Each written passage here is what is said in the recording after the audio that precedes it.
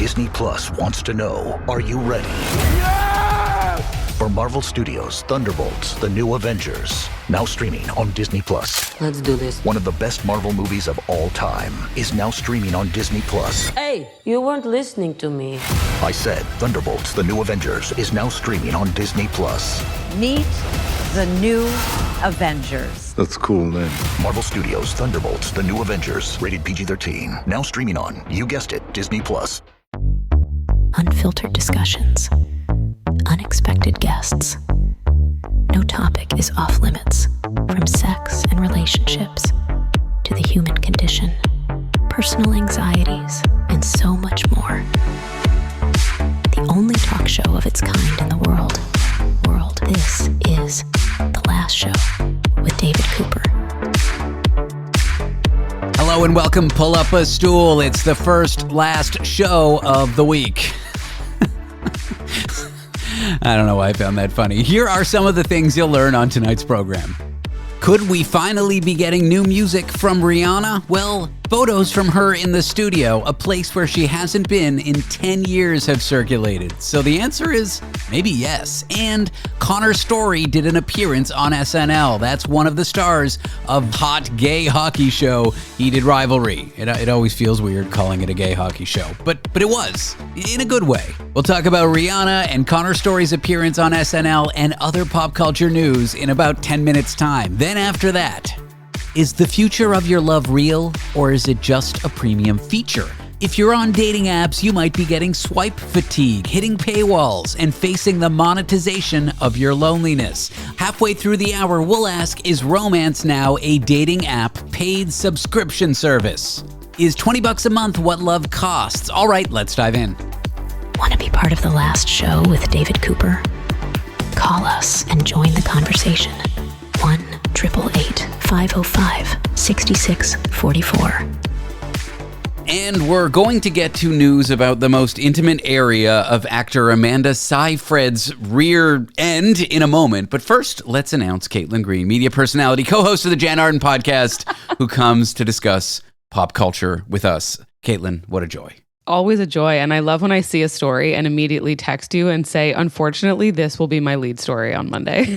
I love how you thought that I wouldn't love this story, which is insane to me. I mean, it does involve butt, so it's a little inappropriate for the radio, but what are you going to do? I mean, this is pop culture news. This is the most hot, important story that people need to know about, except for maybe some war going on that actually is horrific, and I'm not trying to make light of it, but let's have fun with this. Yeah, that old chestnut of world news. Well, in the land of like not super important news, but still stuff that people click on en masse, this story erupts, and it's Amanda Seyfried. Now, she is in, I guess she's in kind of, they're calling it an art house film. Like, it's an indie film. It's called The Testament of Anne Lee, and it's about the founding member of the Shakers, like religious sect. So she plays this woman, and there is a very nude scene that occurs at the end of the movie, and she's standing in front of a burning building, completely naked.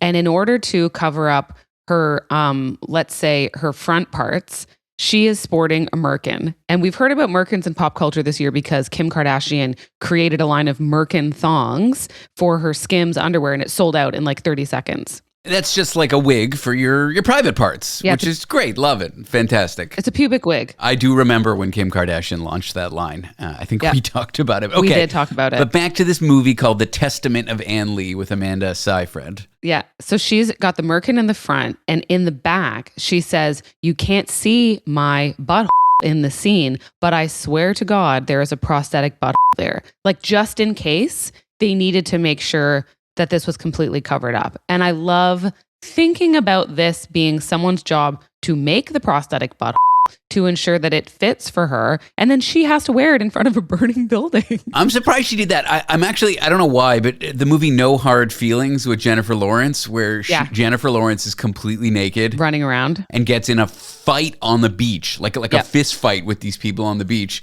I don't think she wore any prosthetics, any kind of like body doubles or anything. She had a lot of courage. No, I'm not saying if you wear one of these things, you don't have courage. I'm just saying if you don't wear them, it takes a lot of courage. Yeah. I'm reminded of that scene. Did you see that scene? I haven't seen that scene. I think my husband's seen it 400 times. Oh, it's not. The funniest thing about the scene is it's not sexy at all. It's just hilarious and out there. And it's like so non-sexual. Like Jennifer Lawrence is a little drunk, her character, and she's very angry and she beats up some teenagers on a beach fully naked. It is very funny. And just so, it's so like whiplash, I guess, is what you get from it. Mm-hmm. But what's the world saying? What are the people saying about Amanda and this prosthetic butt? I hope we got all these bleeps is the question. I know you're going to have to really like be quite cautious on the bleep machine today for the show. But I think a lot of people in Hollywood are not freaking out about this. They kind of just think it's a funny part of their jobs nowadays. The general public is finding this to be hilarious. The concept of having a prosthetic butt is very, very funny to people. They love the story. They love thinking that it happened in the midst of like a serious art house film. And I really like it because I think that more people need to sort of like pull back the curtain on thinking that you're seeing an actor or actress naked, although the Jennifer Lawrence thing derails my theory a bit.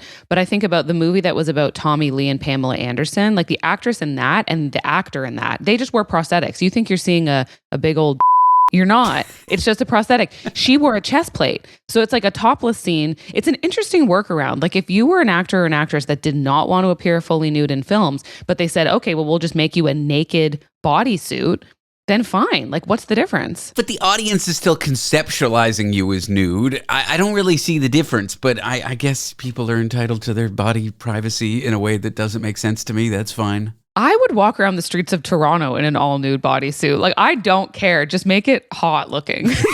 That's the most important part. That is. You and I think my girlfriend Miranda would agree on this one point. This weekend, I threw a party, and I haven't talked about it on the show, and I want to use this opportunity to because it involves pop culture, I assume. Oh, I thought you were going to say it involves people being like naked and wearing body plates, but continue. No, although honestly, it wouldn't bother me. Could have happened. Just don't think anyone would attend. We threw our first annual Febu-berry party. Okay. And it's a berry party. So we celebrated the fruit, berries, but that's wide encompassing. Tomatoes, caper berries, all this stuff, and famous berries. So some of my friends showed up dressed up as fruits like strawberries, blackberries, raspberries. Other people like conceptual berries like the raspberry beret of the prince. Oh, the best one of all. And then we got Halle Berry. I dressed up as Chuck Berry, who I later found out as he grew old was problematic. He installed spy cams in a bathroom. Nobody told me that. So I felt bad about dressing up as him. Barry White, Barry Gibb from the Bee Gees, Mary Berry from the Bake Off. We had Pin the Berry on the berry. So we had like a big raspberry on the wall with little printouts of famous berries. I usually hate theme parties, but this was stupid enough that it was fun, I think. That's what I was just going to say. I normally don't like a theme party either because I think very often it's just sort of like an excuse for the host. They have like an outfit they want to wear and then they have to enforce that on everyone else for the sake of their own photos. It's usually like, I will say in my experience, it's been some of my like friends who think that they look hot in this outfit and they want to have an excuse to wear it at a party and then take pictures and post said pictures. And like, I don't want to get in on that. Your party sounds very funny. I like a funny theme party. I don't mind that actually. Yeah, it's just like the Great Gatsby. Like what I'm wearing, like, oh yeah, like these kind of theme parties are or like a Pride and Prejudice party. That's where I'm like, no, you just want to dress up in some suit and shut up. Hey, very that, but you'll appreciate this. I did attend a birthday party and the theme was, very for you, Burning Man. Oh, that's annoying. Yeah. like sarcastically, like making fun of Burning Man or like enthusiastically, sincerely? Enthusiastically just wanting people to wear the outfits that you would wear to Burning Man, but like in someone's house, which is stupid. But everybody who was there, I think they wanted an excuse to like look hot. So they could wear like a loincloth and like knee-high boots. Yeah. I wore a garbage bag and put my hair in like space pigtails. Because I just was like, I'm not putting any effort into this. And my costume was like one of the favorites because I wasn't trying to like look particularly good. I looked objectively crappy, actually. Yeah, you should have, like when it rained out there a few years ago when I was trapped there, people were wearing garbage bags and like, shopping bags on their feet because the mud was ruining their shoes. Yeah. It's sort of like Garbage Bag Princess. Was that a garbage? Paper Bag Princess. Paper Bag Princess. Hey, That's look the at one. that. Yeah. Yeah. Well, okay, theme parties, if they're stupid enough, yes. If they're sincere, maybe not. And the party went well. Like it was well received. Everyone attended. Yeah. Everyone had a good time. We finished it with karaoke, a lot of Bee Gees because Barry Gibb. Yeah. I love this. I had a karaoke birthday this year. I'm going to come to your next berry party. So I'll mark it in my calendar for next March. The end of... Oh, February. That's right. The end of, on a leap year, it'll be the 29th, I suppose. Okay. Or maybe we should still have it on the 28th on a leap year just to be stupid. Okay, not important. When we come back from the break, Rihanna, she might be finally releasing some new music. I love Rihanna. Me too. She's maybe my favorite person. She's still in my heart. Yeah. We'll be back with Caitlin Green covering whatever it is we're covering in just a few moments. Want to be part of the last show with David Cooper? Call us and join the conversation. 1-888-505-6644. This episode is brought to you by State Farm. Listening to this podcast? Smart move. Being financially savvy? Smart move. Another smart move? Having State Farm help you create a competitive price when you choose to bundle home and auto. Bundling, just another way to save with the personal price plan. Like a good neighbor, State Farm is there. Prices are based on rating plans that vary by state. Coverage options are selected by the customer. Availability, amount of discounts and savings, and eligibility vary by state. Taste the forbidden fruit of knowledge. The last show with David Cooper. Know her? Love her. I mean, I don't know her personally, but Rihanna is finally back in the studio, I believe. She hasn't recorded anything in there for 10 years. I'm here with Caitlin Green, media personality, co-host of the Jan Arden podcast, and well-known Rihanna hater. You cannot stand this artist. This is my favorite person. I love her so much. I had a Rihanna-themed bachelorette, speaking of theme parties. No one dressed up like her, but we did listen to a lot of her music and go to a male strip club and with her in mind. But the invite to my bachelorette was like Rihanna-themed from her Pour It Up music video. Because she can do no wrong for me. But you're right. Yeah, she's been out of the studio for 10 years. She's been focusing on having 3 babies, building a beauty empire, building a fashion empire. And so she posted this like day in the life of her video. And it included her spending quite a bit of time in the studio. And so fans are very, very excited that she's working on an album. And we're waiting to see if that turns out to be true. And this isn't just like another song for a Smurfs movie, which God help me, if that's the case, I'll be so upset. I am looking at these photos. First of all, how does she look that good? Like, how can someone be that attractive? It's annoying. I know. And second of all, she's only 38, which means like all this great stuff she accomplished in her career after stepping away was in her 20s and late teens. I'm excited. Favorite Rihanna track? Ooh, I really, really do love, it's hard to pick. I love her cover of Same Old Mistakes from Tame Impala, just because I think it's great that she just did like a straight cover. I love Needed Me, and I love the Needed Me music video. I also love Pour It Up and Fresh Out the Runway. Like when I saw her walk out to Fresh Out the Runway live, my head nearly exploded. Those are both really good. Okay, I'm trying to think what my favorite is. I don't even know. Maybe like work, maybe? I don't know. Okay, let's move on to our next topic here because this one's really fun. Okay. One of the co-stars of Heated Rivalry, Connor Story, was on SNL this weekend, and he had a lot of fun with it, and he sort of in his way pushed back against the U.S. administration, which was kind of throwing shade on the women's hockey team, the U.S. women's hockey team, which was really nice to see. These guys came out of nowhere. The show was not expected to be the hit that it was. Now he's hosting SNL. Good for him.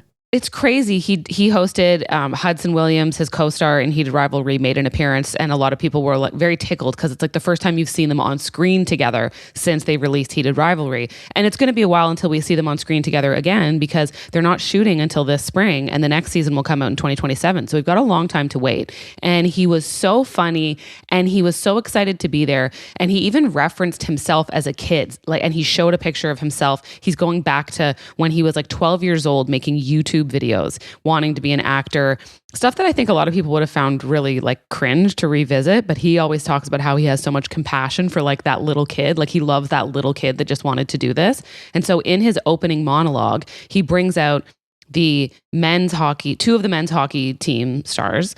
and 2 of the women's as well. And the women are sort of playing with like, yeah, we had to invite the guys or we thought we'd get into trouble. And like to sort of like play off of the horrible phone call that Donald Trump had with the men's hockey team where he jokes about having to invite the women to the White House.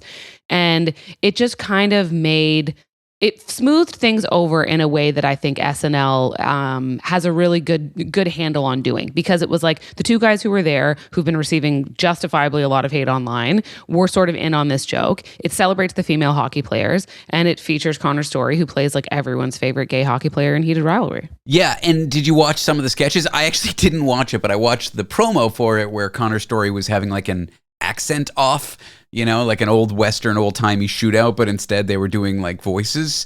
Because he does this pretty good Russian accent in the show, although I'm not Russian. Maybe some Russians found it super lousy, but like it's believable, plausible to me. But I guess he's like kind of pretty good at accents and stuff. And I don't know, he's so young. He's only 26. It's so annoying. And he's a quick study. Like I think we talked about this before in a past episode of your show, but he really only had 8 weeks with a dialect coach to figure out how to fake speak Russian on the show and also how to master this accent. And he did a very good job. So I think that's a really big piece of pop culture lore around him. And I think that was a good thing to play off of in the skit. Another thing he did was he played a male stripper going to like a bachelorette party. And so because he has like one of the greatest bodies of all time, he's like stripping down. And so they again play to the fact that he's obviously like very, very good looking. And I think it just sort of like it worked and people really like him, and he just seems so dang happy to be there. Sometimes you get like a host on SNL and they don't seem very enthusiastic. They're like not down to clown, and he really seemed like he was. So yeah, his hosting duties were widely well received. Well, you get people like Larry David where existence is painful. So it might seem like he doesn't want to be there, but he just doesn't want to be alive, Yeah. But then you get someone like this he's just like always enthusiastic, this kid. If he had a tail, it would have been wagging the whole time he was on stage. You could just tell he was so thrilled to be there. Any insight on what him or his co-star might be doing next? Like, I feel like they got big things ahead of them, but I'm not sure that anything's been announced. I know that they have been offered a ton from the podcast episodes that I have seen them on, where they say like their phone's just ringing off the hook and they're trying to be very selective about what they take part in. Now, Hudson Williams, I believe, is going to be in another production from Jacob Tierney and Axon Ague Entertainment, which is the production company behind Heated Rivalry. So he has signed on to something with them. And I know that there were rumors, Cara of Demois, who is sort of like this industry blind item revealer, she posted something about Connor's story being seriously considered to take Patrick Swayze's role that he played for Dirty Dancing, for a reboot of Dirty Dancing. And I think that would be pitch perfect casting. Oh my, I could not think of a better thing for him to be in other than maybe James Bond or something. I don't know.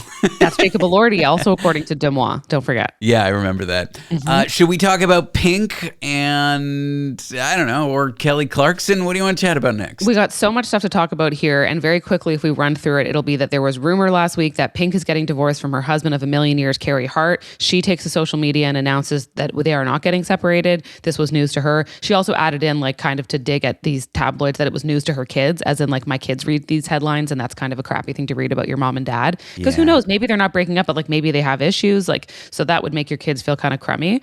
The other rumor about her that kicked off right around that same time, which I'm always like, what publicist is at work here, is that she is being considered to take over for Kelly Clarkson when Kelly Clarkson's show wraps up. Oh, is that happening soon? I didn't have a good pulse on that one. I think that there's been like chit chat about it because she took time away. She took a break from the show. And so it's expected that they're going to be like announcing some form of replacement. And I guess like everyone wants to throw their hat in the ring. And the way that a lot of people in entertainment do that is by leaking these types of stories. And so maybe it's not to say that this is like a full guarantee, but I think the belief based on like the Drew Barrymore, Kelly Clarkson of it all is that you take kind of a well-liked female figure and you try them out as a host. Same with Jennifer Hudson, Sherry Shepherd, all these people where they've tried this out. I think they're going to continue to try that format.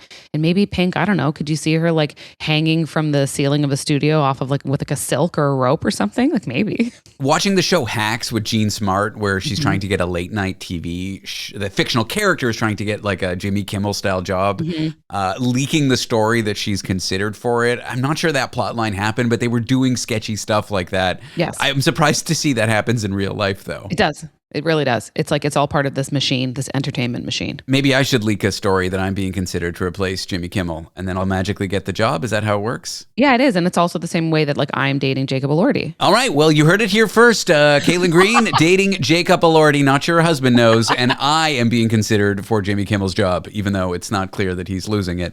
Caitlin, it has been a joy having you on the show. Thanks for being here. As always. You can hear Caitlin Green on the Jan Arden podcast, where she is a co-host. She's also a media personality. Do you love what you've been hearing and want to listen to The Last Show any time of day? You can do that with The Last Show podcast. To find out more details, head to our website. That's at www.lastshow.pizza. That's lastshow.pizza, not .com. Or on your favorite podcast app, you can search Last Show David Cooper. I'm sure we'll pop up and you can subscribe. On the podcast, listen to entire nights of this program that you missed whenever you want. Listen to interviews that you loved or some bonus podcast-only content. Stuff that was too salacious or weird to air on the radio that you can only listen in podcast form. The Last Show podcast. Subscribe if you want. I'm not your mother. I can't tell you what to do. Coming up, swipe right and reach for your wallet. In a few moments' time, the new economics of dating apps and why finding love right now might come with a mandatory monthly fee. Want to be part of The Last Show with David Cooper? Call us and join the conversation. 1-888-505-6644. Get in the game with the college-branded Venmo debit card. Wreck your team with every tap and earn up to 5% cash back with Venmo Stash, a new rewards program from Venmo. No monthly fee, no minimum balance, just school pride and spending power. Get in the game and sign up for the Venmo debit card at venmo.com/collegecard. The Venmo MasterCard is issued by the Bancorp Bank N.A. Select schools available. Venmo Stash terms and exclusions apply at venmo.me/stash terms. Max $100 cash back per month. Your nightly dose of unfiltered opinions and unexpected conversations. Unexpected Conversations. The Last Show with David Cooper. Were you hoping to meet your next true love out there in these streets, maybe at a cafe, simply by locking eyes? Well, probably not going to happen. You probably need an app. And that'll be $19.99 a month, please, plus tax and algorithmic processing fees. For most people, the way they date is online, and all these apps, while they've charged monthly for a long time, it's starting to be all but a requirement if you actually want to find someone. I'm here with someone who's written about this. She is a senior economics reporter at Business Insider, and her name is Juliana Kaplan. Juliana, welcome to the program. Hi, thanks so much for having me. So I always thought like $20 a month on Tinder, $20 a month on Bumble, $20 a month on Hinge wasn't really something you needed to do. It maybe lets you get a few more matches, maybe lets you message someone who wouldn't normally you could message or whatever, but it wasn't like a requirement. How bad are these apps right now for the average user who is unwilling to pay? I mean, I think anybody who has been on the apps could tell you it is kind of the trenches right now. But I mean, a lot of the problem too is like the features that you might want to be using an app for, specifically like filtering out for maybe like religion or values or like, do you want kids? Things like that like used to be a given with the apps are increasingly getting paywalled. So we're seeing a lot of like a la carte paywalls, a lot of things that like, you know, you would go on an app for specifically to be like, I want this type of person who's maybe like this far from me. Like those things are increasingly becoming monetized, and that's what's making it so rough. Obviously, all of them still do offer like free options, but like it is definitely getting like more and more like, oh, did you want to see that person? Like you got to pay for this now. Now, you wrote and you quoted New York Magazine as calling some yesterday time, we'll get to when in a second, as the golden age of dating apps. I matched with my beloved, the woman who's infinitely patient enough to live with me, Miranda, in 2012 on Tinder. Okay, That's my last experience with swiping left and right. And back then it was exciting. It was new. It was only for like really young people. I was living in the Bay Area. It was like a hot new app. I was in App Central, whatever. What was so much better about these dating apps back then that now they're just kind of, well, cruddy to use? Yeah, you were swiping actually during the golden age of dating apps. And it's funny too, because a lot of the editors here at BI, when I was working on this story, were talking about how they met their partners during like that exact same period on apps. And I'm like, congrats to you. But there is actually like a pretty solid economic reasoning behind it. I'm sure folks have heard a lot about the Fed particularly in regards to inflation and interest rates. But we've had periods throughout like basically the past 2 decades at this point that are called ZIRP, or zero interest rate phenomena. And that means that for like these big VC companies, like your things like Uber, people I'm sure have noticed Uber getting a lot more expensive, like your DoorDash, whatever, for a while was pretty much free for VC people to like borrow and pour money into these apps. And like the game plan for apps in general like this, we're like, okay, we're going to build up a huge audience by offering something that is like genuinely too good to be true. And then like once we built that audience, like somehow the money will come or we will monetize it. And that was true of the apps as well. So like back then, like we're building Tinder not to necessarily monetize it, but we're building it to get as many Davids swiping as possible. Like that's kind of the difference. Invest a bunch of money, probably at a loss, VC money, on a product that just delights customers at all cost. Yep. Then when you get enough of them on, and you want to start extracting money from them, that's when things get cruddy. I was living in the Bay Area when that was happening, when these companies were just getting huge amounts of money to make delightful products, sometimes at a loss, like, and figure it out later once it grows. And I guess that's exactly what Tinder was. Yeah, no, 100%. And like, it's true of like so many services and so many apps. And it's something you just see like a lot less of nowadays in general. Like we saw a little bit of it like in kind of like the immediate wake of the pandemic. But yeah, I think as I get into in the article, it is like a little more insidious when it's the difference between like, oh, I can get a really cheap ride home from like the bar in Brooklyn versus like we have basically outsourced our whole dating lives to these apps and now we have to pay for them. And especially in like a post-pandemic world where there just is like so many more restaurants and bars closed, everything's so much more expensive. We've lost the third places and the third spaces. And then also like the apps cost money. So it's kind of like, what if we just, lose in every way? What does that $20 a month, should I decide to subscribe to Tinder or Hinge, what does it get me now? Does it just get me what it would have felt like in 2012? Or is it I'm paying and the experience is still somehow worse than it was during this golden age? No, it would get you closer to 2012. I admittedly haven't actually tried the paid features, although maybe now I have an excuse to expense it. Is that why you wrote this article? No. But yeah, I think it would get you a little closer to that experience. And, also like something you may have heard of is this idea of like quote unquote rose jail, maybe? No, I've never heard of that. On Hinge. Yeah. So basically like the app, they kind of figure out who you're looking for, right? Or like the kinds of people you're looking for. And on Hinge in particular, there's like a little section that's like your standouts. And those are people that the app thinks you would really, really like. And generally in my experience, like it is pretty accurate. It is pretty dead on. But like those folks don't show up in your like normal feed. You have to send them a rose. And the rose costs $2.99 a rose or something? Exactly. Okay. You're figuring it out. And they like, again, to their credit, obviously you can use all of these apps for free to some degree. So like you do get a certain number of free roses, but like, the app is good enough to figure out, okay, like this is who you might want. And now it's like, oh my God, my dream person. And now I have to pay $2.99 for a rose kind of situation. You mentioned this erosion of third spaces. What exactly do you mean by that? Are spaces where people go to meet other just kind of disappearing because things are just getting so expensive? There's no more like cheap coffee shop where you can sit for 1,000,000 hours? Yeah, I mean, it's kind of like twofold. One, in the sense that like a lot of the spaces that like in American history in general have been kind of gathering spaces have like just dissipated due to a lot of structural forces. So you think of things like the Union Hall, organized religion, like even like charitable organizations or like volunteering. Those are all things that have kind of just like shrunk in general, for better or for worse. And at the same time, yeah, like to your point, like the places where you can just like sit forever and like have a cheap drink or like hang out, or there's not necessarily like the barrier to entry of like you have to pay a lot of money to stay and remain there. And like to some degree too, if you think about like kind of the pre-COVID like low interest rate era or like zero interest rate era, like I feel like I've heard many tales from my millennial coworkers of like jumping from like bar to bar with $2 shots and like your $1 Uber pool. And those were the things that were kind of undergirding the way that like socializing worked and made it still affordable for folks. And it's like, oh, I'm going to go to like my $10 like unlimited class pass ride.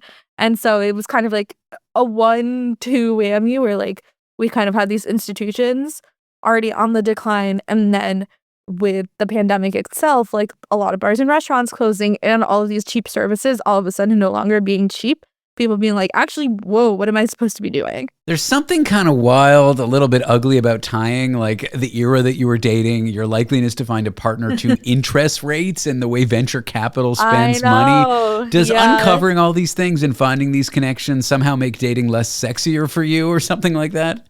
Oh, God. I think yes and no. I mean, I think the thing that is kind of like a nice takeaway, and like in speaking with folks too, like my friends who are dating, who I consider to be like very like, fun and eligible and good looking, like it is truly not you, you don't have to feel like, oh, I'm so repulsive that like the reason the apps aren't working for me is because of me, but it's because I'm not paying. So I think that is a bit of a comfort. I think, yeah. On the other hand, too, I have been really heartened by and like have certainly participated in like a lot more like in-person stuff. I do think we are seeing kind of like a reaction to that, which I think is great. Like it is really interesting how I've personally actually had to rewire my brain. Like I went to speed dating a few times, which I thought was really fun. And obviously I love to talk. So I was like, this is great. Like captive audience. And from that, I've made like a few like connections from that as well. Also, like, you're not always going to walk away with a match, and like rewiring my brain to be like, no, maybe that's the way it is. Like, because on an app, you're like, okay, I'm always going to get a match. And I was like, that's not really how real life works. Juliana Kaplan is a senior economics reporter at Business Insider. Read your piece on this topic. Would you pay $20 a month to find your true love? You might have to. Juliana, thanks for being here. Appreciate your time. Yeah, thanks so much for having me. Coming up next, is 1984 here? Is personal privacy over? The answer is yes. Short of never leaving your house and not getting a cell phone, you're being watched. But by who? And who's watching them? I'm David Cooper. This is The Last Show. That discussion in a moment. Sierra has all the best active and outdoor brands you need. From athletic stuff, like a full court pickup game, swish, to athlete-ish stuff, like a half-mile stroll. Get those steps in. And for morning hikes up the mountain trail, good pace. To nighttime ghost stories from the camping chair. What a twist. Whatever level of active, Sierra loves it all. Head to Sierra or Sierra.com for the brands you want at the prices that let you do it all. From athletic to athlete-ish, Sierra's got it. The show that asks the questions other shows are afraid to ask. The Last Show with David Cooper. 1984, a dystopian reality in a book. Cameras everywhere, AI scanning your inbox, drones writing you a traffic ticket, deep fakes rewriting reality. The problem is, the question isn't, are we in this time? We are. It's not even a debate anymore. It's more like, how do we deal with it? How do we know what's happening? And how can you make a choice to not engage with some of these platforms that spy on you? Well, that is exactly what Valerie Fortney recently wrote about in the National Post. There's an article called "It's the End of Personal Privacy. There's Nowhere to Hide Anymore." I'm here with Valerie to discuss just this. Valerie, welcome to the show. Thank you, David. So where do we start? Like, how bad have things gotten while we weren't paying attention? I feel like this debate was in the media 10 years ago, and there was some ability to like affect change or make choices not to be spied on. Now, basically, if you leave your house and you have a cell phone, there is no choice. Yeah, I think most of us treat it like the doomsday clock. Like we've heard about this doomsday clock. Every once in a while it comes into the news, but nobody wants, we feel powerless to do anything about it. So nobody wants to pay attention, right? So when I set out to do this article, there was, there's always like every day there's something new in the news, when facial recognition, the ICE guys, the Border Patrol, Facebook coming up with some new thing to know where we are at all times. So what I set out to do was kind of a comprehensive look at and bring it all together. And I would say it's pretty terrifying when you see it all in one place. If we look at kids graduating now from high school, from university, from college, I was just reflecting on how my mom, when she renovated, she threw out all my high school yearbooks. Thanks, Mom. Oh. And just thinking how these photos are lost, I guess short of me reaching out to my old classmates. But like my childhood wasn't documented online. I'm 39. I'm basically like at the cusp. For kids who are sort of crossing that threshold, every photo, every post, every communication, every public statement, every yearbook, it's all digitized. And with AI scanners, it's all searchable. Old photos, if you upload a face, there's platforms to match faces and search the whole internet for them. Authorities have even better versions of these platforms. What do we make of kids who basically had no privacy from the very start? There's no other generation like it. Like for myself, date myself, but I was a kid of the late 70s and 80s, and I think about some of my escapades that if people knew about them now, and this stuff lives. Should we change this whole interview to your escapades? I mean, that's a tangent I want to go down. But you just think of the crazy things you did and the crazy opinions you would have had before you were fully formed human, and your cerebral cortex was, firing on all cylinders. These kids today, they have to live with that. And I think their parents weren't aware of, the whole concept of sharenting, we call it, when parents shared way too much about their children and their children's faces and everything about them. That these kids are their whole lives, we know so much about them. And if we didn't, that's an interesting point. If we didn't, and you were a prospective employer going on to check all their social media, who are their friends, what are their friends are like, what all this stuff, if nothing existed, there would be deep suspicion that you were either a very strange person or you did a really good job of scrubbing some questionable things about yourself. Now, would we have been having the same debate on the radio in the late 40s and early 50s about like the Polaroid camera? Like, is this just a cycle of us sort of like looking at new technology and saying, what about privacy? And it's the same as it was always? Or is there something fundamentally different about times now? Side note, I believe there is something fundamentally different, but I'm asking the question. I think today it's just exponential. It's they can come at you. I mean, what do we have? 12 million CCTV cameras in this country, which is an explosion over just 10 years ago. There's 30 million cell phones with video and camera capabilities. We've got Ring doorbells on everything. You can't, if you want, one of my experts said to me, you can't go out in public. They say, how do you avoid this? Well, you'd have to stay inside and never join the world to escape this. Now, governments say they need to surveil us for safety. Companies say they need to surveil us so that they can advertise to us better and make more money. Where does it end? Like, is the government's concern for safety a shield for just invading our privacy? Are companies' concerns to like advertise to us better and serve us better content just a cover for surveilling us? Like, where does this stuff end? No one's stopping these entities from collecting data. Yeah, and in Canada, the privacy groups are really a piecemeal process, and we don't have one very strong entity to protect our privacy. And you look in the United States, the last time they actually passed a consumer privacy protection law was in the 1980s. And there is no regulation of these guys. And when it comes to, you have to keep in mind when you're on social media now today, it's all about monetization. You are the product. You are the, some of the experts say the only areas where we call customers users are with drugs and with social media. And yeah, so their job is to just keep you addicted and keep you online, and these algorithms going, that now these things that were supposed to be built up to be nice ways of us to connect with others is just ways for us to be stuck on our phones or our laptops all the time. In the US, like you say, privacy laws written in the 80s supposed to be applicable today. That's like trying to regulate a sports car on the road with laws meant for horse-drawn carriages. Like, legislators need to catch up. Exactly. Now, there's kind of like a paradox of cameras in everyone's pocket because they can be used to hold truth to power, right? Like documenting police abuse, documenting government abuse. In some sense, having a phone in everyone's pocket is a good thing because power can't get away with doing, abusing it. Power cannot get away with abusing your rights if you're capturing it on camera. However, it just seems like we don't care anymore because the algorithms are just giving us so much content. It's like, okay, here's a video of a government abuse. Oh, here's a cat video. I'm moving on. There's so much noise out there. You'd think photos of abuses would cause structural change, but I'm not sure that it does. Yeah.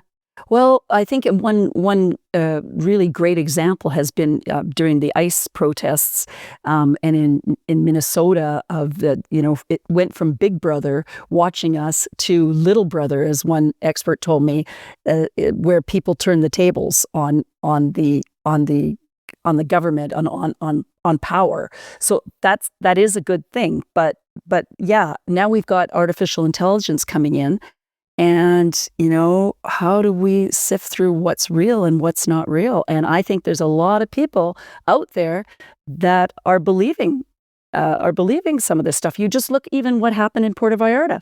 There were a lot of tourists that were terrified because there was a whole bunch of bots putting out fake AI images of the entire city of Puerto Vallarta on fire. Yeah. And yes, it was bad, but it wasn't nearly as bad as what was being portrayed in those early 24 hours. And if you're not online and you have no digital footprint, in the future, and maybe even now, that can look suspicious to authorities. Suppose you're not Canadian and you're not American. You live somewhere else in the world. You go to the embassy to apply for a visa. The guards can have tools that okay, type in a prompt to AI and tell me about this person's history online. And if it returns nothing, that now looks suspicious. Oh, yeah. It also looks like perhaps you might have changed your identity. Or it could be, or you're so sophisticated that you manage to scrub all information about you.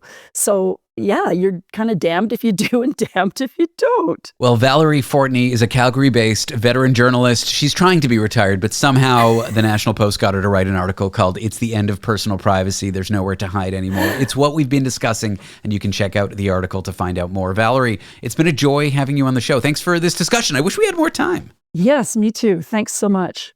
Up next, the man who tried to hack his own robot vacuum and accidentally took control of more than 6,000 of them around the world. He got floor plans, live feeds, and video from people's houses.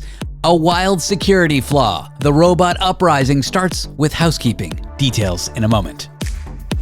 Want to be part of the last show with David Cooper? Call us and join the conversation. 1-888-505-6644.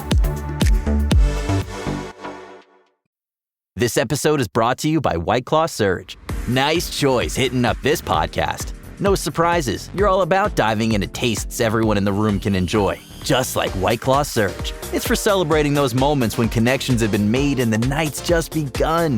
With bold flavors and 8% alcohol by volume, unleash the night. Unleash White Claw Surge. Please drink responsibly. Hard seltzer with flavors. 8% alcohol by volume. White Claw Seltzer Works. Chicago, Illinois. We're here because your heightened awareness deserves heightened entertainment. The last show with David Cooper. Did a man who was just trying to tinker with his smart robot vacuum unintentionally erect a robot army of over 6,000 robots ready to clean, not to kill? But let's talk about this story here with Francis Syms, a cybersecurity expert. He's the Associate Dean in Applied Sciences and Technology at Humber Polytechnic. We are talking cybersecurity and robots taking over the world, one vacuum at a time. I love this story. Okay, Francis, welcome first of all. Yeah, I'm so happy to be with you again, Dave. So Homeboy gets the idea of taking a PlayStation controller, like a video game controller, and somehow connecting it to his robot vacuum, tinkering with it. Sounds like a fun project you might do over the weekend as a nerd. And he unintentionally uncovers a wild security flaw in these vacuums. Something with these stories, it never occurs to me, some of the data that can be released when all you want to do is buy a vacuum. Walk me through the story. Yeah, so I think he wanted to connect his vacuum up through some sort of AI agent that he wanted to, to control the vacuum, maybe to be able to do, I don't know, what he wanted to do with the vacuum. But he didn't know how to communicate with the vacuum easily, so he tried to download some program that allowed him to reverse engineer the commands and what he could do. And what he uncovered is a common flaw, which I think exists, in many many internet connected devices is that the default username and password is basically the same across the devices all over the world. And like for the longest time, you would see like, you'd go to like a Russian site and you would see like surveillance cameras in a store in Virginia. And it was like a one or twosie type of thing. But now with AI, it could just like basically do it all at once on an automated way. And it's just wild to think that he was able to, basically, all these vacuums have little cameras on them and see inside the homes and businesses everywhere they were deployed all over the world is what we think happened. He just stumbled on all these open vacuums. And these vacuums, not only do they have cameras, they know your floor plan, okay? So any hacker now knows the exact layout of your house. That's just a weird privacy thing I never would have considered. Now, I don't know if it worries me that much, but it just like adds to the picture that anyone who wants to hack these devices can get of like you and your personal life. Do we have any security and safety at all these days? I think it's more a question of like harm reduction. Yeah. When it comes to like your security, not trying to avoid your data being leaked online, just trying to make sure that it's leaked like in ways that you expect it to be leaked. And like it was the camera feed, the microphones, so he could listen in. Oh boy. Like your TV. Think your TV has a microphone on it, so you could talk to your remote. The hackers are going to know that I mostly just talk to my cat all day. Fortunately, you're boring. The things I tell my cat all my secrets. We have many conversations. He's very chatty. I just don't understand a word he says. But like you said, the floor plans, which is, you think somebody's trying to target a residence? I mean, to steal something with, and maybe that's helpful. I don't know. Like if it's a rich person, you might want to know where they keep the jewels. Like I don't want my floor plan online, even though I don't have a safe full of jewels. Somebody out there does, and they probably have a smart vacuum. Well, and sometimes you get the calls from those people selling you air duct cleaning. Now, if they had the floor plans, they could say, yeah, I know you have a room in this house, but we can tell by our sensors that it's dirty. Just based on the floor plan. So who knows what they can do with that information. Creepy. But I guarantee you, if somebody got it, they would try to sell it on the dark web to somebody else that'd be interested. That's so creepy that my vacuum could sell my floor plan to a marketing company, and then a duct company could buy that marketing data and give me a targeted ad because based on my floor plan, I'm likely to have such a product. Like, it's just so creepy. And it was creepy that this guy who was just tinkering with his own vacuum could get access to this data. How do you feel about cybersecurity in general right now, Francis? Great? Well, I think that if you're working in a large corporation, they probably have cybersecurity mastered. But in our home, where you have your toaster connected to the internet, like I bought one of these automatic cat food feeders because I have two cats and one cat eats all the other food of the other cat. So I bought one of these things off of Amazon, but I had it connected to the Wi-Fi. And then after this story broke, I looked and turns out that every single device has the same username and password, and you can't even change it in this particular device. That's how cheap it is.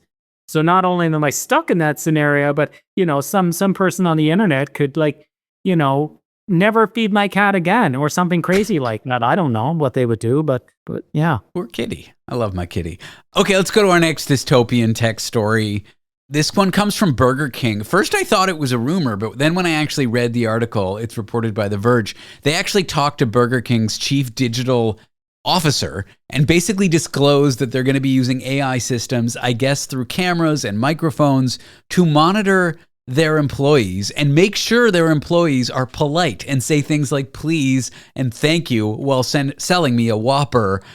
How dystopian can things get? I mean, this is like, can't I just be rude to a customer who's rude to me? No. And the name of the voice assistant, I think, is Patty. Oh. Like the I like that. That's an uplifting part of the story. Powered by OpenAI, and we know that OpenAI is interested in doing lots of different things these days.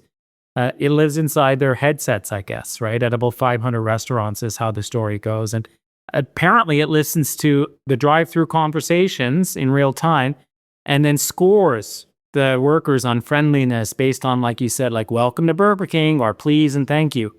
And then, then the idea is at the end of the shift, the managers can do the coach back and tell them what they did wrong.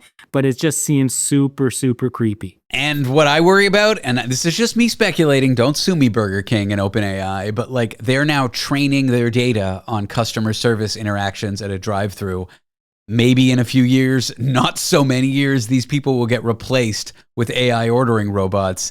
That's my fear. So right now, the technology is being used to monitor them and enforce that they behave a certain way. But that same technology could train on them to replace them. I'm not saying Burger King's going to do this, but I wonder.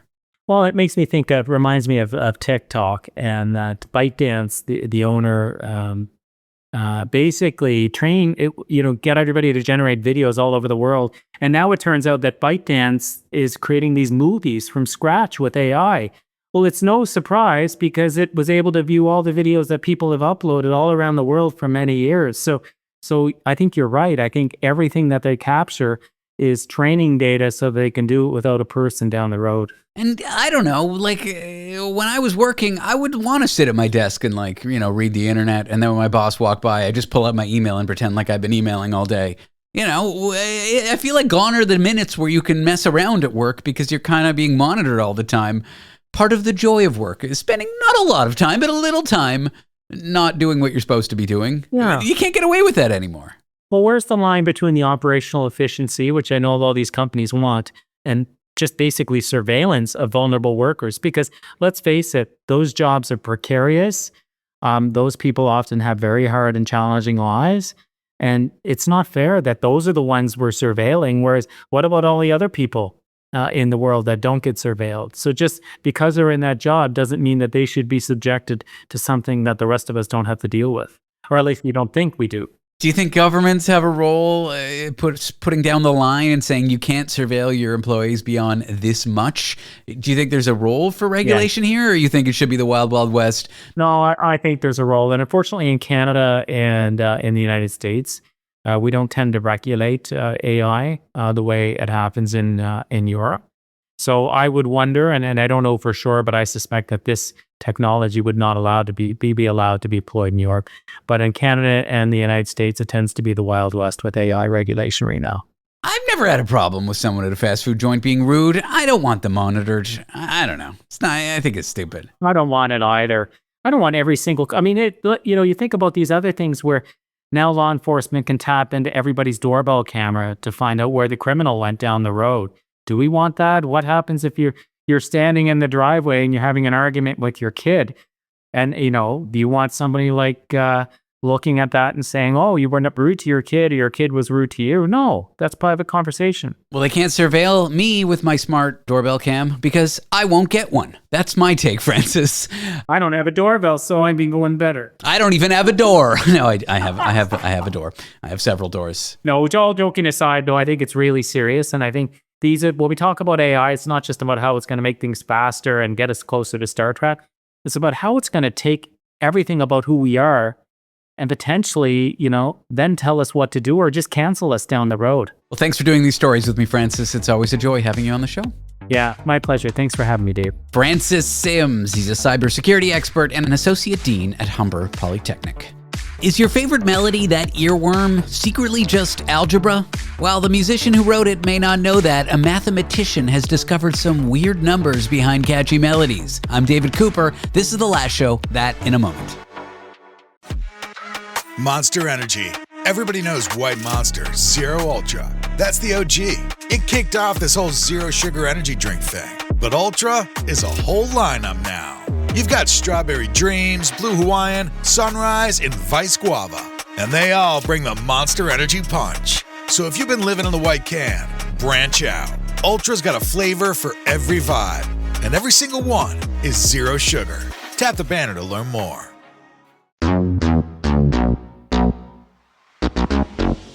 Where intellectual honesty gets witness protection from social prosecution. The Last Show with David Cooper. Your favorite musician to write their catchy tunes, are they just doing algebra? Well, maybe not on purpose, but a new study suggests that behind every earworm, there might be some sneaky math working in the background. Things like group theory, symmetry, mathematics are engineering the hook that you've been humming all week. I'm here with someone who's done research in this area at the University of Waterloo. She's a data scientist, and her name is Olya Ibragimova. Olya, welcome to the show. Thank you. So, symmetry in melodies. I've long heard that music is underpinned by math, but what does it actually sound like to someone who doesn't understand the math when they hear symmetry in a melody? Symmetry is just the word to describe what happens to musical pieces under certain types of transformation. Mathematics can be weird. It can define weird things that are abstract in the terms that seem familiar but actually mean something different. In my case, symmetry is basically transforming a music with some sort of like tonal and positional operations on the notes, and then the melody would come to itself. Basically, it doesn't change under the transformation. That's what symmetry means.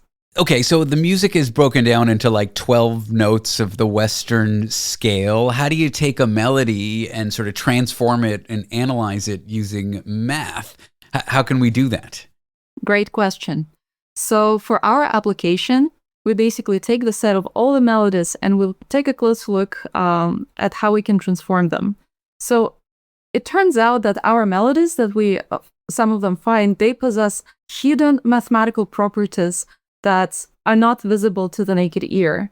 And this is what was interesting about it. For example, if you shift all the notes pitch up, there exist some melodies that would stay invariant or symmetrical under those transformations. Well, for example, Bach used to reverse the notes on his canons, and they would sound exactly the same. Interesting. So you did this to what sorts of songs, for example? We didn't do it to the songs. I think we simplified the problem to begin with because it's much easier to take a look at this way. So we defined a set of notes that we want to use. We defined the length of the melody, as well as we took 4 transformation from music theory, and then examined the properties. And how are you able to like analyze melodies and figure out that melodies had these commonalities? I feel like I'm missing something here. Okay, so imagine you have a melody that's going to be a sequence of notes. Now imagine you can transform this melody in a certain way. For example, you can shift all the notes higher or lower, or for example, you can reverse the order backwards, you can flip the notes, or you can rotate where exactly the melody starts. Some melodies, when you apply those transformations, stay the same, and this is exactly what we've been studying.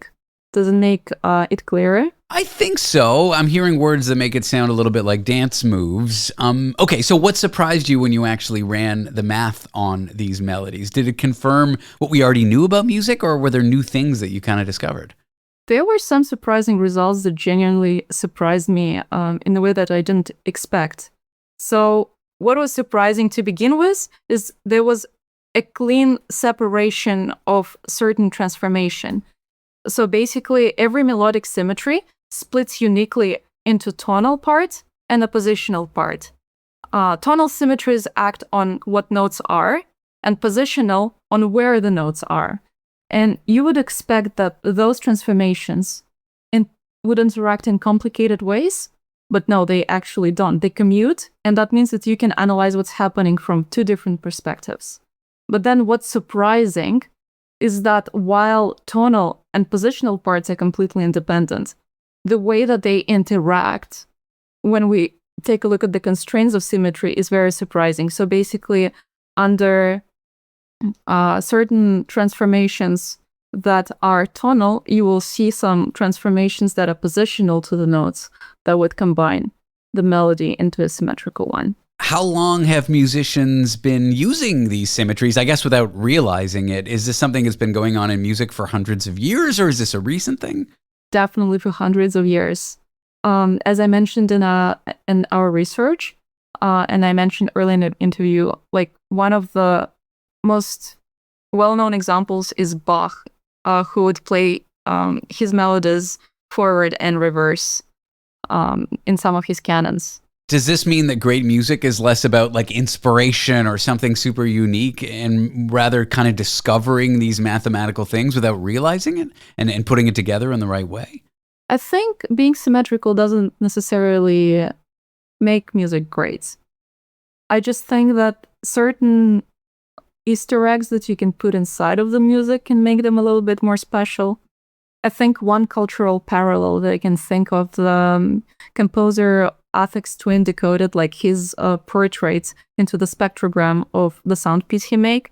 So that was another funny thing on how you like make music even more special. But then if it possesses some interesting symmetry, you can also put that inside as well. If you've cracked this new kind of mathematical code about what makes music sound good, what does this say about the future of like AI generated music? Could we integrate what you've learned into models and generate better AI music? And side note, that sounds like a bad thing for, musicians who still want to do things manually, but could this study and what you've uncovered be used to generate really good quality music, programmatically?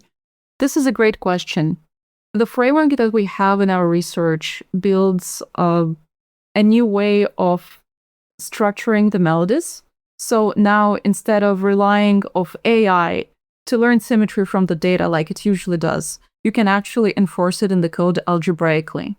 So our paper provides the explicit recipe, pick the desired symmetry, and then the rest of the melody is going to be determined. So instead of iterating through all the different symmetries you might think of, you can actually force a computing algorithm to compute a melody that possesses the internal symmetry that you desire. I imagine these companies that generate songs but just based on a prompt would be particularly interested in this research. Have any of them reached out?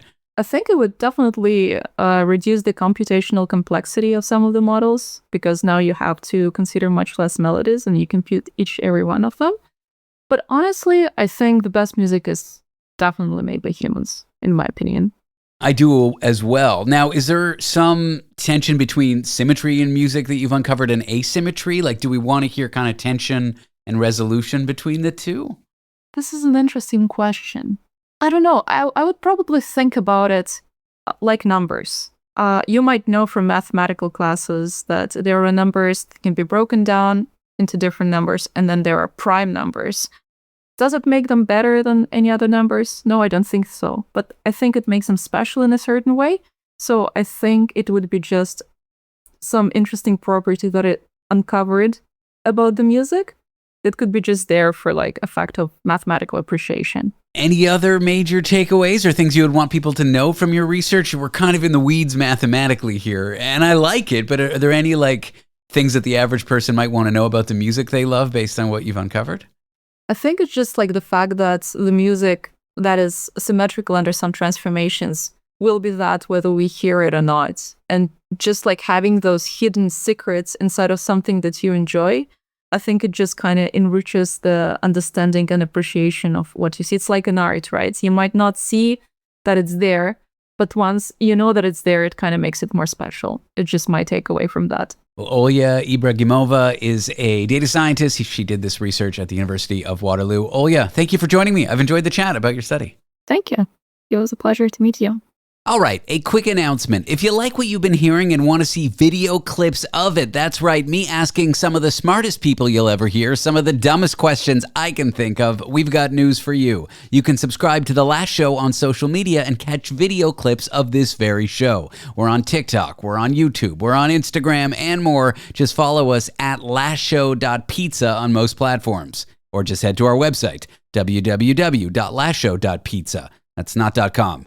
I don't know why pizza is the theme here, but it is. Follow us on social media and catch video clips of this show. Coming up next, lithium-ion batteries. They're everywhere, in your phone, in your e-bike, your garage, your toothbrush. That's all fine and well. Who doesn't love a good battery? Until it explodes. Fire crews are seeing a surge in explosive battery fires. Who'd have thought it could happen in your garage? That bulging laptop battery? You might want to recycle that. So what's causing them and how do you protect yourself? We'll explain in a moment. Want to be part of The Last Show with David Cooper? Call us and join the conversation. 1-888-505-6644.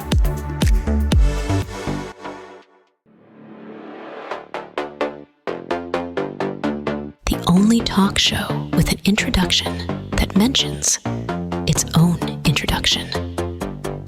And that's happening right now in this introduction. The Last Show with David Cooper. I'm begging for a mention. Yeah, you just want attention. Imagine your pocket combusts into a fire, or that storage bin you've got in your closet explodes. This could happen. How? lithium battery fires. We're here to discuss everything you need to know about them with Ryan Schell, Central York Fire Services Chief Fire Prevention Officer. Ryan, I'm excited to chat with you. Welcome to the show. Oh, thank you for having us, David. This is amazing. And all opportunities to talk fire safety, love it. This is amazing. For those that can't see you, because we got a little video chat going here, you are dressed in an amazing uniform. Do you wear that every day with the hat and the tie and the stripes and all that kind of great stuff?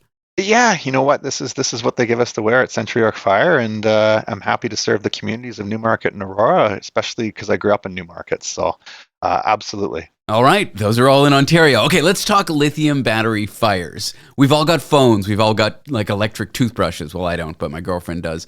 But people have drills in their closet. They might have an electric scooter that they bought and threw in the basement. Are we basically living in houses full of like tiny energy bombs and we're just pretending that these can't combust at any time? Well, when it comes to lithium-ion batteries, each home could have on average up to 40 lithium-ion batteries in your home. Like you mentioned, like scooters, e-bikes, drills.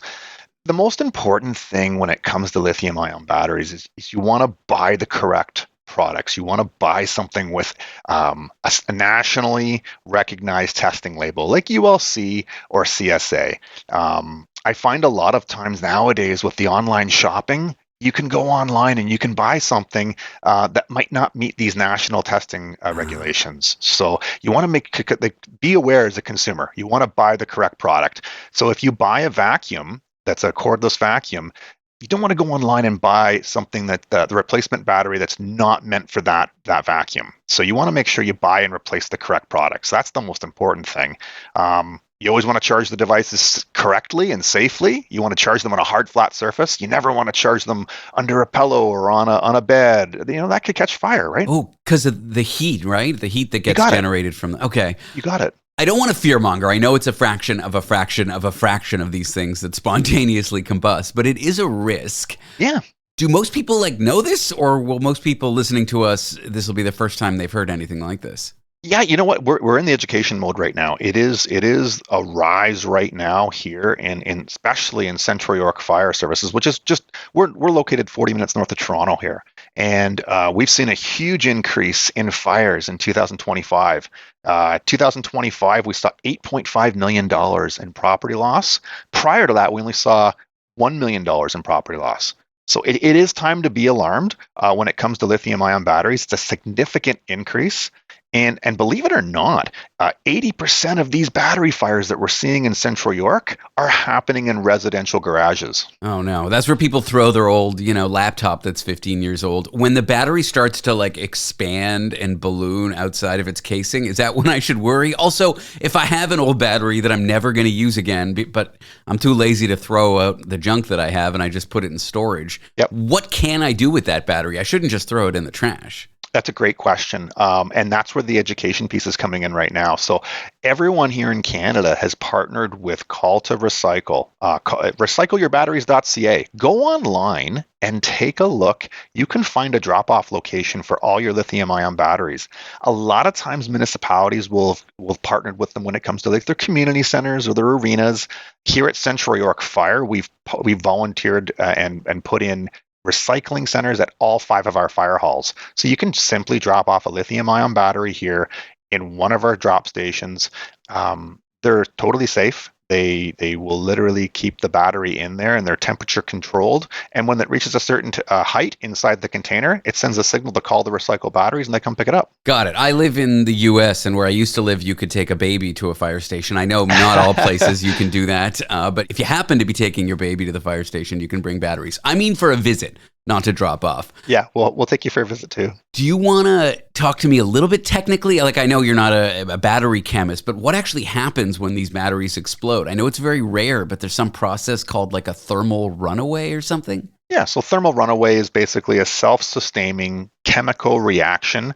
It's from internal heat generation. And what that basically means is it's hard for firefighters to fight something called thermal runaway because it's basically a fire inside a box. And it's hard for us to extinguish it. So that's where we have the dangers. What you'll basically see is, like you mentioned before, you might see a laptop battery that's puffed up.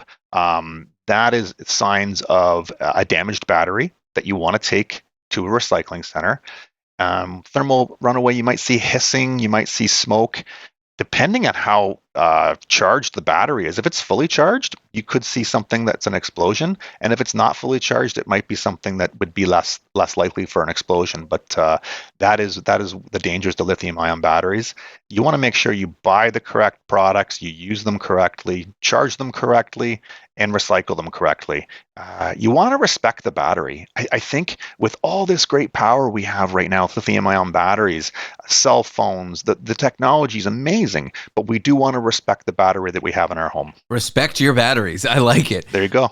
There you go. I do feel like people will order like discount products online that come from countries that may not regulate battery safety like we do, and they get shipped and they're cheap and who knows where they come from. Are you saying those are the ones you got to worry about a little bit more that don't have that safety seal? Yeah, I mean, when it comes to nationally recognized testing labs, something like a ULC, a CSA.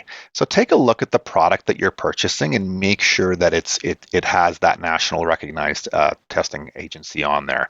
A lot of times you might get a deal on a battery, a replacement battery for a vacuum, for example. There's usually a reason behind that, why there's a deal on it. So you want to make sure that you're being a smart consumer and you're buying battery safe. Well, you're a fire prevention officer. I'd be remiss if I didn't ask you a few fun questions here. Your day-to-day job, is that mostly education? Do you go out in the field and get to see wild setups that you're worried will explode at any time? Like, what's your day-to-day look like at your job?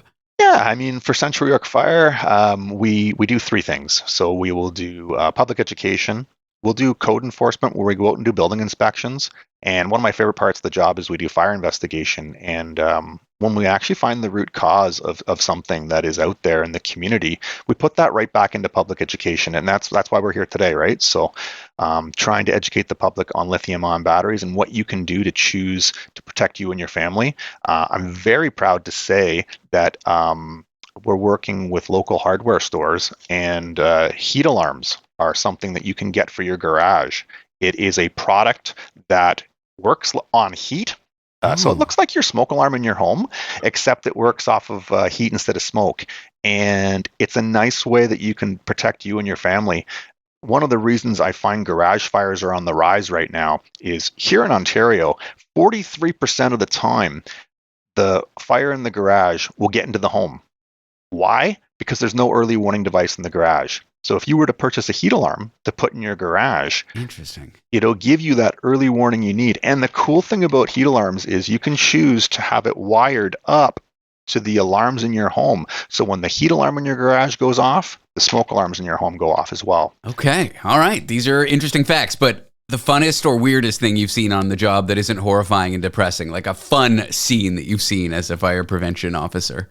I mean, I always enjoy educating the public. So to me, when we have our annual open house and we have all those families come out, whether you're 4 years old or 94 years old, and we can talk fire safety, I know the big red fire trucks bring them into the event, but when they're there, we try to teach them something about fire safety. I wish every teacher had that draw to bring people in.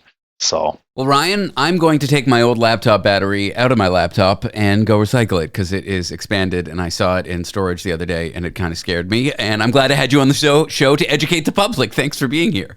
Amazing. Call to recycle.ca for a location. Ryan Schell is a Chief Fire Prevention Officer at Central York Fire Service in Ontario, Canada. Coming up, can a good relationship with the people around you now cause you to rewrite your childhood memories? According to new research, yes, your memory might be more negotiable than you think. Details up next. Want to be part of the last show with David Cooper? Call us and join the conversation. 1-888-505-6644.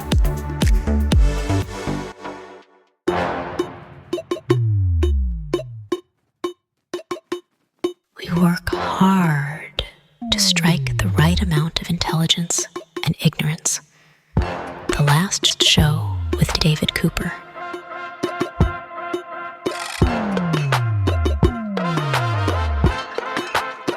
We'd We'd like to think that our childhood and our memories of what happened to us when we are young are locked in stone, a sort of fixed memory of what happened to us.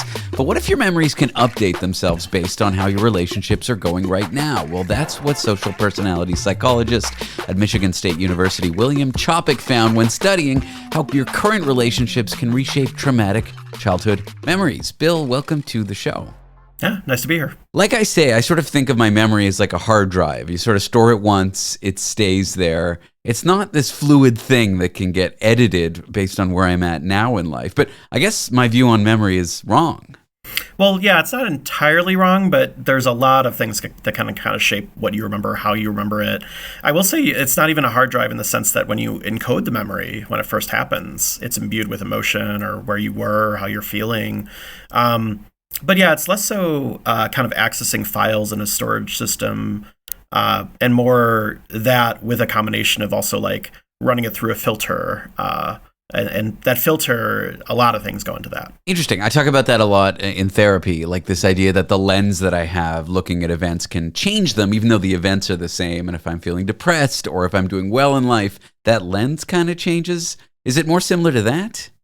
Yeah, that's a closer metaphor to what's happening because, you can't change the past. That's set, fixed stone. There's no time machines that I'm aware of.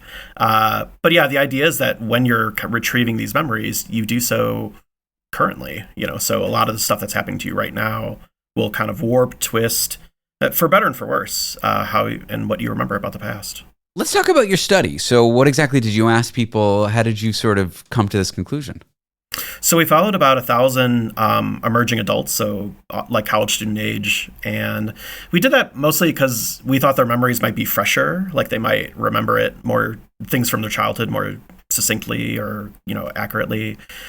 So for about 2 months, every 4 weeks, we asked them about their adverse childhood circumstances. So things like did they feel neglected or emotionally physical and abuse and sexual abuse, and also just feelings of neglect and kind of, just really, really tough circumstances from people's childhood. And we found that even though a lot of these experiences happened really recently, like I remember thinking of an experience like 3 years ago, you'd think that you'd remember that pretty crystal clear, but it turns out that their memories did shift over time. And one surprising thing from the study was that these things are really, really serious. They're also locked in the past, but then you ask people multiple times and they give you different answers about what happened to them when they were younger. Now, is it like significant others that can shift this? Is it friends? Is it parents? Like what relationships that are going well in my life right now might sort of make me, soften my past if I've had a particularly rough one? Well, all of them are related a little bit. So whether that be like your dating relationship or your relationship with your friends, but then also what's going on in their professional lives as well. So we found some linkages with all your relationships and then all your kind of professional and academic stress. But the relationships that kind of were most closely related to your memories were the current relationships with your parents. So if that was going well, you tended to remember your past with them more fondly. And then when you were kind of argumentative and fighting with them and having more stress and strain, that's when you remember things more harshly, and maybe they weren't as emotionally available and maybe they weren't as nice as you initially thought. So it kind of waxed and waned a little bit depending on how well your current relationships were going. Now, you focused on young adults or emerging adults, as you say. Do you think as we age, we get more stable in our view of our past, or it would be pretty much the same? I'm almost 40. If I sort of had a great week getting along with my parents versus a rough one, like I had a pretty lonely childhood, but my lens in which I look at my parents now is very soft because I get along with them. Could I fall victim to this sort of like, is it a bias? How would you call it? Yeah, I think that's a pretty good characterization of you don't think you had the best childhood, but then maybe a bunch of other stuff and positive things have happened in your life, and that kind of compensates for the fact that you didn't have as great a childhood. But we've done studies of older adults too. So we have another study of people in their 70s, and we asked them. And again, their childhoods were very far away. So we asked them, twice over a 4-year period, like, how warm was your mom? How warm was your dad? How much did she teach you things? How much did you kind of like, interact with your parents. And even when people were 70, their answers were changing. So I won't kind of mislead you. They do stabilize a bit, and you get more consistent, and you kind of solidify what your life story was from the past. But then there's a sense in which it still changes when you're older, and that's also linked to, relationship stuff too. So we found like getting a divorce also kind of negatively warped your memories of the past. So you're not out of it just yet. Well, I am divorced. Here's a slightly uncomfortable question here. If like a memory can shift the quality with which we remember relationships and things that happens in our life, does that mean we're kind of fundamentally unreliable narrators of our own story, or is that kind of the wrong way to frame it? I don't know if it's the wrong way to frame it. It's a little too dramatic. So the truth is, we buried the lead where we asked people 3 times about childhood trauma and adversity. And for the most part, they gave really similar answers. So it's not like they went from a 10 to a 1 or a 1 to a 10.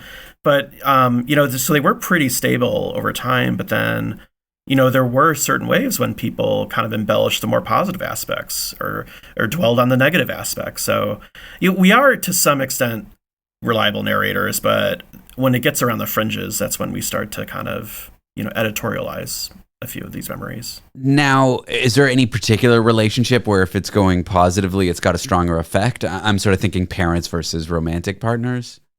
Yeah. So again, like all the relationships were somewhat contributors to your memories, and they were associated with kind of good and bad relationships. But by far the biggest determinant was your relationship with your parents. And a lot of the participants in the study were college students, so they were still in regular contact with their parents.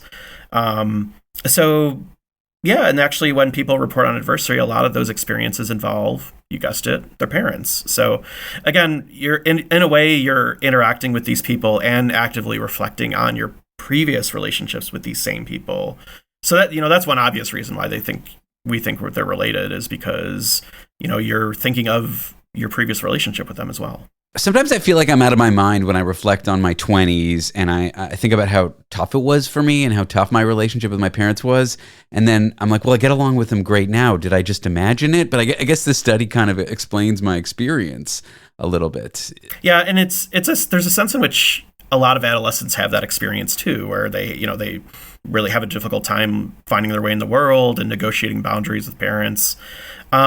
But then over time, we also sort of write and weave our own life story. So, and there's some mythologizing we do about ourselves, but there's also a sense in which we try to make sense and meaning out of these experiences that happen to us. So the fact that you have a good relationship now, despite maybe not a great start, suggests that maybe you've grown in some way. Maybe you've learned from things, and that's why your relationships are better. Do these shifts serve any kind of function? Like, is your memory trying to protect you, maintain an attachment? Like, why would we have evolved to sort of view the past this way when things are going well right now? Yeah, so that's the more controversial part that we're not entirely sure. So in one sense, it's good to be consistent in how you view relationships. So it helps you guide decisions in the world, whether you trust strangers, how you behave on a first date. So there's a sense in which all these memories are sort of integrated. In a way, they sort of are who you are as a person, are your experiences and how you remember them. Part of it is forming this coherent life narrative and life story. So in that sense, it serves a function because hopefully by this age, we know who we are as people and why we are the way we are. So it gives you comfort and kind of consistency in your life that, okay, all this stuff makes sense. This is why I am the way I am. And people search their whole lives for that kind of closure. Well, Bill, it's a really interesting piece of research. Thanks for coming on the show and sharing it with me. Thanks for your time. Yeah, thanks so much for having me. William Chopik is a social personality psychologist at Michigan State University. That's a wrap on our show. Thanks for tuning in. Don't forget to subscribe to the Last Show podcast. To find it, search David Cooper Last Show on your favorite podcast app like Apple or Spotify. We'll be back tomorrow night. I'm David Cooper. This wasn't the first show. Firefighters risk their lives every single day. Fridays on Global. I'm gonna get you out of here, bud. This is the greatest job in the world. An all-new Fire Country. Firefighter Leone, I need you to make your own risk assessment. We're going in. Deep in the woods behind you, there's a wildfire. We're in the game now, boys! TV's hottest show. It's off. Be safe. Keeps getting hotter. Will you help? Happy to. Fire Country, all new Fridays at 9 Eastern on Global. Stream on Stack TV.